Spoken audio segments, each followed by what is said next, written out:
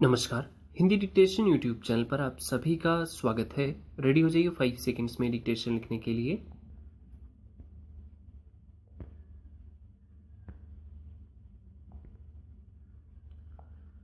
मुख्य चुनाव आयुक्त सहित चुनाव आयुक्तों की नियुक्ति और सेवा शर्तों को नियंत्रित करने के लिए कानून की तैयारी चर्चा में है। प्रस्तावित विधेयक के अनुसार चुनाव आयुक्तों की नियुक्ति में देश के प्रधान न्यायाधीश की भूमिका समाप्त हो जाएगी। मुख्य चुनाव आयुक्त और अन्य चुनाव आयुक्त सेवा नियुक्ति शर्तें एवं कार्यकाल विधेयक 2023 के गुण दोष पर विमर्श तय है। गौर करने की बात है कि यह विधेयक सर्वोच्च न्यायालय के एक हालिया फैसले की रोशनी में तैयार किया गया है। सर्वोच्च न्यायालय ने चुनाव आयुक्तों की नियुक्ति के संबंध में कानूनी शून्यता का उल्लेख किया था। प्रस्ताव के अनुसार अब जो चुनाव आयुक्त या मुख्य चुनाव आयुक्त चुने जाएंगे, उनका फैसला प्रधानमंत्री, एक कैबिनेट मंत्री व लोकसभा के विपक्ष के नेता मिलकर करेंगे। 2 मार्च 2023 के सर्वोच्च न्यायालय के फैसले में यह कहा गया था कि जब तक केंद्र सरकार भारत के चुनाव आयुक्तों की नियुक्ति संबंधी यथोचित कानून नहीं लाती, तब तक ये नियुक्तियां प्रधानमंत्री, प्रधान न्यायाधीश व नेता प्रतिपक्ष की समिति की सलाह पर की जानी चाहिए। न्यायालय की प्रशंसा होनी चाहिए कि उसने कमी की ओर इशारा किया और अब सरकार इस दिशा में पहल कर रही है। हालांकि यह शिकायत सामने आई है कि प्रस्तावित संशोधन से देश के प्रधान न्यायाधीश की उपेक्षा होगी, पर वास्तव में यह फैसला तो सरकार का ही है। कहीं न कहीं न्यायाधीश की नियुक्ति में भी सरकार की भूमिका होती ही है। उच्च स्तर पर होने वाली किसी भी नियुक्ति में सरकार की भूमिका को नकारा नहीं जा सकता और इसे गलत भी नहीं ठहराया जा सकता।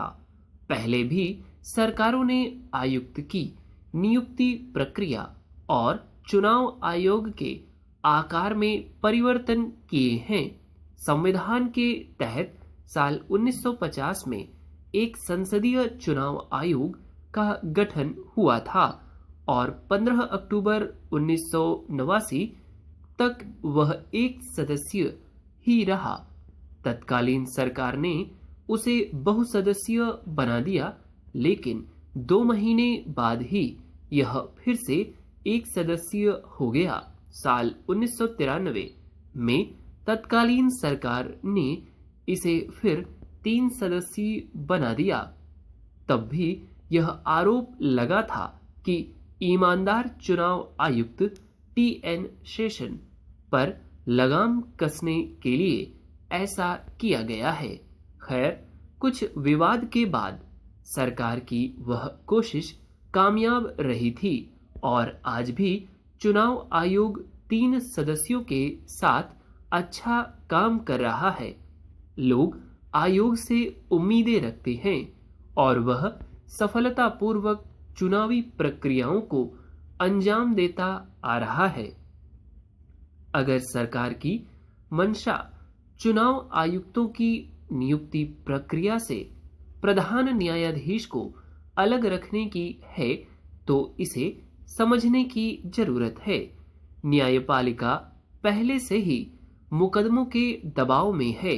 ऐसे में प्रधान न्यायाधीश को किसी नए काम में शामिल करने या न करने का फैसला विचारणीय है।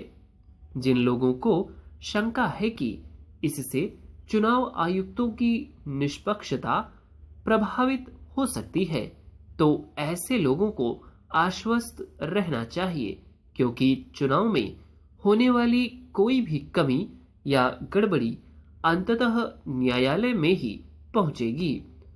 लोकतंत्र और विश्वसनीय चुनाव इस देश के सम्मान में चार चांद लगाते रहे हैं। अतः कानून कोई भी बन जाए, अंततः सरकार की निष्पक्षता और सेवा बहाल रखने के लिए जिम्मेदार है और हमेशा रहेगी। बेशक सबको ध्यान रखना होगा कि चुनाव आयुक्तों से इस देश के लोग क्या उम्मीदें रखते हैं। That's all. उम्मीद करता हूँ डिक्टेशन आपने बहुत अच्छा लिखा होगा। जो वर्ड्स आपसे छूट गए हों प्लीज़ उनको देखें और उनकी आउटलाइंस बनाएं, 2 से 3 लाइन कम से कम बनाएं, ठीक, ताकि अच्छी खासी प्रैक्टिस हो जाए और फिर रीडिंग भी उसकी कर लें। यदि आपका डिक्टेशन बहुत ज़्यादा गड़बड़ हो गया है तो प्लीज़ इस डिक्टेशन को एक इम्पॉर्टेंट डिक्टेशन मानकर इसको एक बार नकल करके लिखिए शॉर्ट हैंड में और उसको रीड करिए, फिर 2 बार 3 बार ऑडियो से जो है उस डिक्टेशन को लिखिए, ठीक। इंपॉर्टेंट डिक्टेशन है इसलिए ऐसा कह रहा हूँ।